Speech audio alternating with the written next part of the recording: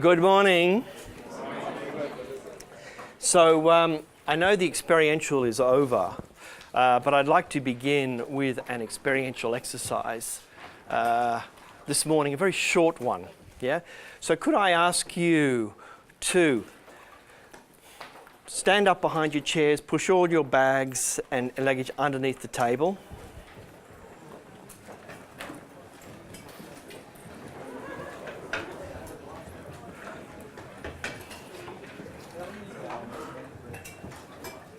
Yep. Just so there's plenty of space, because we're going to walk around the room a little bit. All right.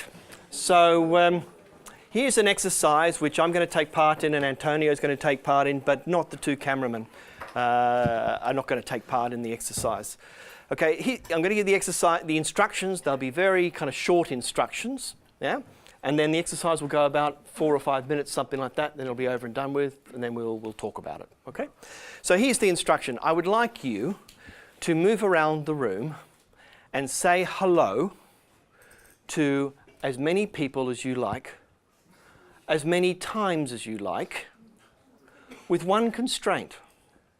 And that constraint is you may not use your voice. You may begin.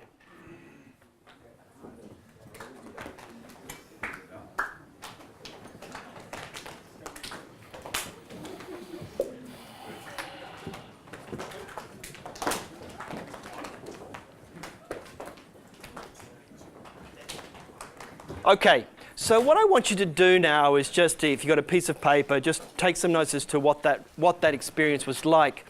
But I don't want you to I'd like to invite you to do it in a mindful kind of way. So let me kick off by telling you what the experience was like for me. Yeah, I stood down here. A number of people walked straight, so I said very clearly, Antonio and myself were part of the exercise. And people walk straight past us, yeah? Well, straight past me, I know. That is the most insincere, I'm sorry, Ben, I've ever heard, yeah? So people walk past me, but then it gets kind of so that's actually quite normal. So when I do this exercise with executives and things like that, it's exactly normal. They just walk straight past you because there's something about authority that kind of keeps people at their distance, you know? But then I'd like to kind of go into a couple of other sort of sentiments that go on. For example, what goes on when I go up to Joao, and I did this with a few people, with Lubo and a few others, and I put my hand on here. And I'm waiting for Joao to put his hand on my hand too, and he doesn't. He does eventually. But what does that feel like? What does it feel like when I see Agnes coming down? She catches my eye, but gives someone a hug in front of her, and then turns around and walks back the other way. What does that, you remember that, don't you? Yeah? Yeah. What does it feel like? What does it feel like, you know, when, who was it that came down with the, Karine comes down with a big hug. You know, she shakes hand and then she moves forward with a big hug. Do I hug her back? Well, wait a minute, you know, I'm the authority figure, I should protect, I shouldn't do this sort of thing, yeah? And then Dorival comes down, is he playing with me? Or is he sincere? All these thoughts are going through my mind. What's the nature of our relationship? So what I'd like you to do now is, can you get to that level now and think, what just happened in 5 minutes? Because there was an awful lot that just happened. Yeah? And we're all just being normal human beings. Yeah, we're all being normal. So if you'd like to write a few thoughts down, what did it feel like during those 5 minutes? Personally, I'm always glad when it's over. Yeah, and then discuss with the person next to you what thoughts and feelings went through your mind in those 5 minutes. So when you're ready, if you want to just chat amongst yourselves, just share it while other people are still reflecting. Just share what the experience was like.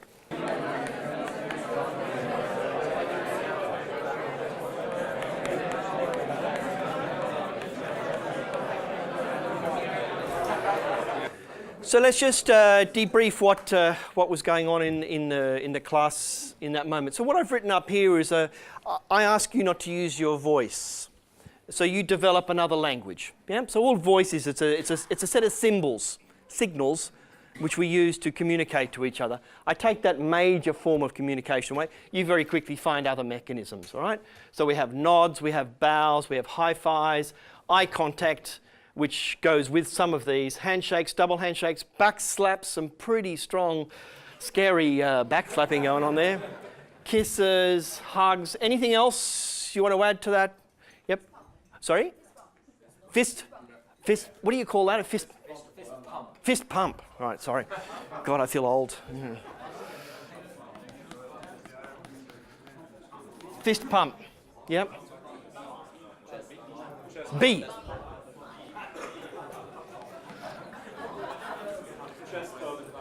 Sorry? There was a chest bump? Where does the chest bump go in here? Back slap, yeah.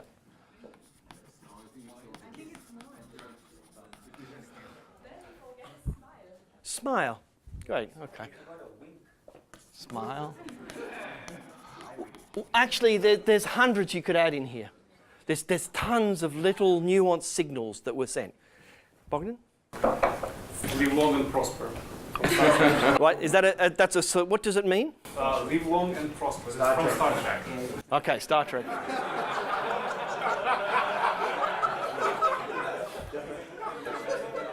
Yeah, right, okay.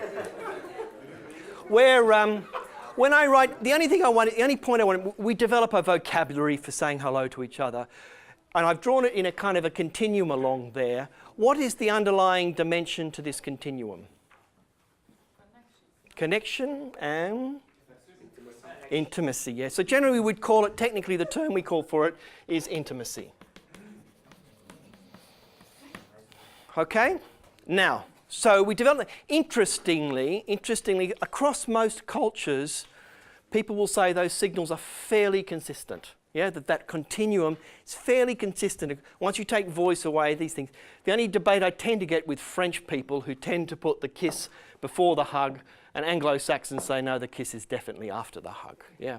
So, and there are some few nuances around bowing and smiling in Asian countries about what they actually mean. That's the easy part here. The question is, what does this stuff all mean? Yeah. So you have 91 people, counting Antonia and myself, that you could potentially say hello to. Yeah. Do you say hello the same way to each person? Did anyone say hello to everybody in exactly the same way? No. So the first thing we notice is you differentiate. Yeah. How do you know how to differentiate between one person and another? How do you know? There's a gender first. So, gender? I don't do a hug as strong as men or women. Okay. Enrique, it was quite... Yeah. So gender is one way. What's another way you might do it, Mazen? It depends on the reaction of the other. Okay. So it depends on the reaction of the other. Okay, very important point. Now, the other, of course, is thinking the same thing. They're depending on your reaction. So how do we figure this out? How do we figure it out? So eyes, yeah. So it's a little bit of eyes. Then what? You try. Yeah. So can I suggest you take a risk? Yeah, you take a risk. Yeah? Or you play it safe.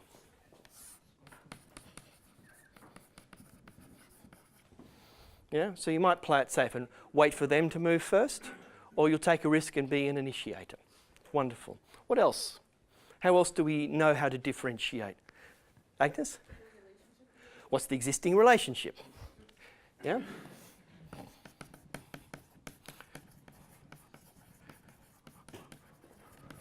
So you will just know this is a person I'm going to hug, or you'll just know that this is a person that, we'll be formal about this. Okay, you just know that. Yeah, Peter? I think you would also do it based on what you did to the previous person. So. Uh-huh. All right. So what would we find you doing if you did something to the previous person Yeah, let's say you go up to some person, you go, hug, and then you go, oh, and then there's Ben. Oh my God, it's Ben. But what, and so you give me a hug even though actually you may not want to. Why would you do that? Why would you do what you just described? Because that does happen. Yeah, yeah, yeah. So discomfort. Yeah, anything else? What do you think, Dan? Yeah, once you establish a pattern, it's easier just to go with the... Right, yeah, so you stick with the pattern, yeah. So you start using the same, use the same vocabulary. So let me exaggerate this a little bit, yeah? Because I do see people doing this, when they do this exercise, they get through the whole exercise not differentiating from it.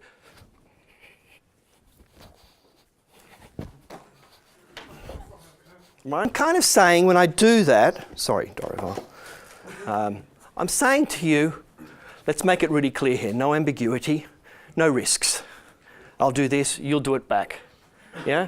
And we'll get through this process. Do you see what I mean, the subtlety of it, okay? So use the same vocabulary might be a way of protecting yourself from any discomfort. If I do this, yeah, I'm actually making sure no one can make me feel uncomfortable. Is this stretching it too far? This is what goes on, right? Second by second, every day. Yeah? Eye contacts pulled away towards each other. And of course, we're all grown-ups, we deal with it. Yeah? We're all mature, we can get on with it. Yeah? Here's the thing that I'd like you to get in touch with is this feeling of discomfort, because in this exercise there's enormous potential for discomfort. Yeah?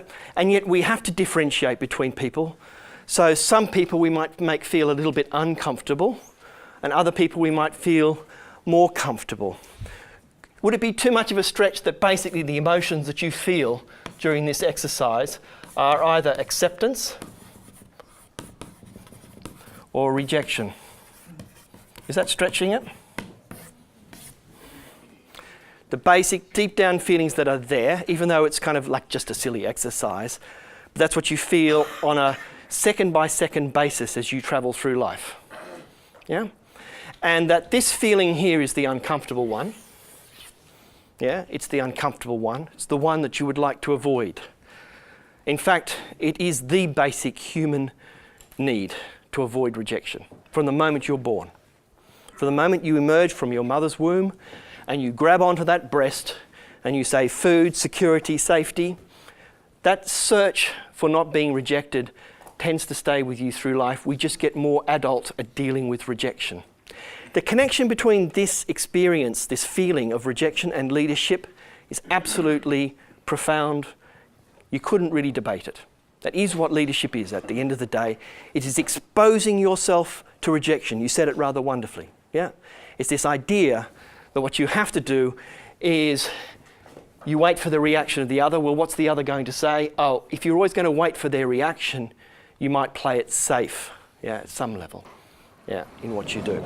So that's how I want to talk about this topic of trust and connection, and then get into the idea of inner strength, because I think it's very central to your assignments and the work that we'll do over this. Behind your chairs, push all your bags and luggage underneath the table.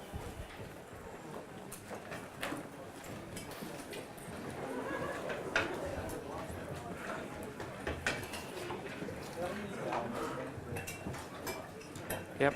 Just so there's plenty of space, because we're going to walk around the room a little bit. All right, so here's an exercise which I'm going to take.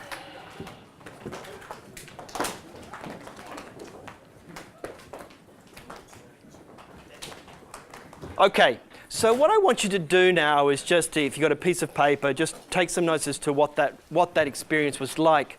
But I don't want you to I'd like to invite you to do it in a mindful kind of way. Part in, and Antonio's going to take part in, but not the two cameramen are not going to take part in the exercise. Okay, I'm going to give the instructions. They'll be very kind of short instructions, yeah? And then the exercise will go about 4 or 5 minutes, something like that. Then it'll be over and done with, and then we'll talk about it, okay? So here's the instruction. I would like you to move around the room and say hello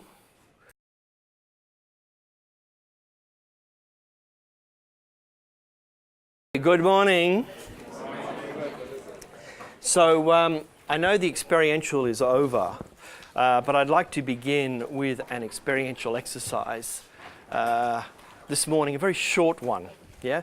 So could I ask you to stand up to as many people as you like, as many times as you like, with one constraint, and that constraint is you may not use your voice. You may begin.